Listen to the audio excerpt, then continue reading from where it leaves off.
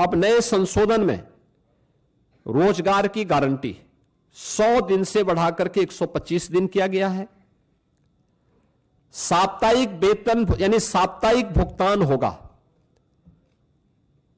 ऐसा नहीं कि महीनों और वर्षों लग रहे हैं, अब हर सप्ताह लेबर ने काम किया तो साप्ताहिक उसे भुगतान होगा, और देरी होगी तो इसका मुआवजा भी देना होगा, यानी उसके लिए अतिरिक्त तो उसको ब्याज देना होगा।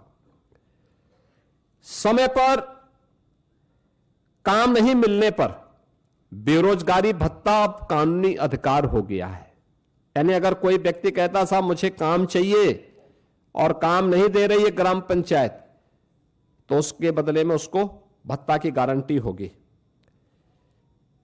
खेती के मौसम में किसानों को मजदूरों की कमी न हो, इसके लिए राज्यों को बुआई और कटाई के समय 60 दिन तक कार्य का विराम देने का अधिकार भी राज्यों को दिया गया है। राज्य तय करेंगे कि कब खेतीबाड़ी का समय है, उस समय मनरेगा के कार्य स्थगित रहेंगे, खेतीबाड़ी के कार्य के लिए लोग पर्याप्त संख्या में लोग मिल पाएंगे, और 125 दिन की गारंटी वर्ष भर में जो भी कार्य करने के इच्छुक हैं उन श्रमिकों को प्राप्त होगा।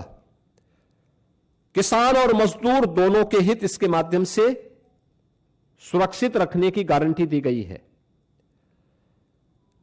खोदने और भरने वाली कामों पर विराम होने से स्वाभाविक रूप से जिनके हित प्रभावित हो रहे हैं वो चिल्ला रहे हैं, क्योंकि गड्ढा खोदते थे फिर उसको पाटते थे। ये प्रक्रिया अब उनके हित प्रभावित हो रहे हैं तो स्वाभाविक रूप से उनका चिल्लाहट होना स्वाभाविक रहे। अब इसमें 4 श्रेणियां दी गई हैं जिसका निर्धारण ग्राम पंचायत स्वयं तय करेगी। एक, मनरेगा का उपयोग जो पहले होता था वह कोई अस्थाई पर संपत्ति आप नहीं बना सकते थे, लेकिन अब विकसित भारत जी राम जी के माध्यम से हम अस्थाई संपत्ति का निर्माण कर सकते हैं, और उसके लिए 4 प्रकार के प्रायोरिटीज तय की गई, प्राथमिकताएं जो तय की गई, श्रेणियां। एक, जल संरक्षण के लिए आप देख रहे होंगे ग्रामीण क्षेत्र में या शहरी क्षेत्र में अक्सर आप देखते हैं ग्रामीण क्षेत्र में बहुत सारे ब्लॉक को हमें वहां पर डार्क जोन के रूप में घोषित करना होता है।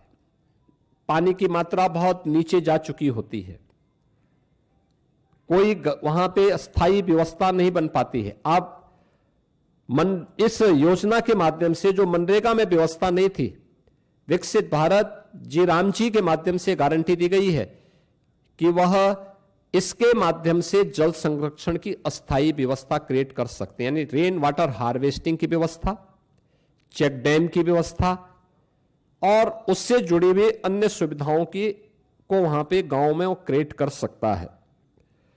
ग्रामीण बुनियादी इंफ्रास्ट्रक्चर के माध्यम से वह इन चीजों को वहां पे विकसित कर सकता है, सड़क, नाली,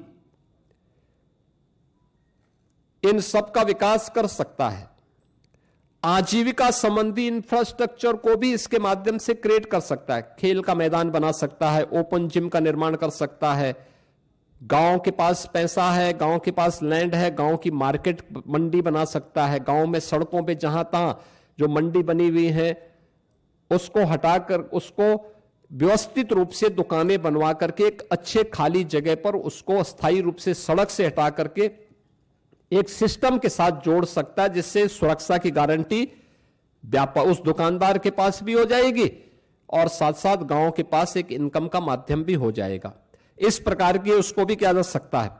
और प्रतिकूल मौसम घटनाओं से निपटने और आपदा तैयारी हेतु भी विशेष कार्य किए जा सकते हैं, यानी बाढ़ प्रबंधन के लिए गांव से जुड़े हुए छोटे छोटे कार्य हैं, उसके लिए शासन पे उनको निर्भर रहना पड़ता है। अब इसके लिए निर्भरता की आवश्यकता नहीं, ये सारी चीजें वहां पर उपलब्ध। आप इस विकसित भारत जी राम जी की इस स्कीम के माध्यम से इस अधिनियम आपको ये गारंटी दे रहा है।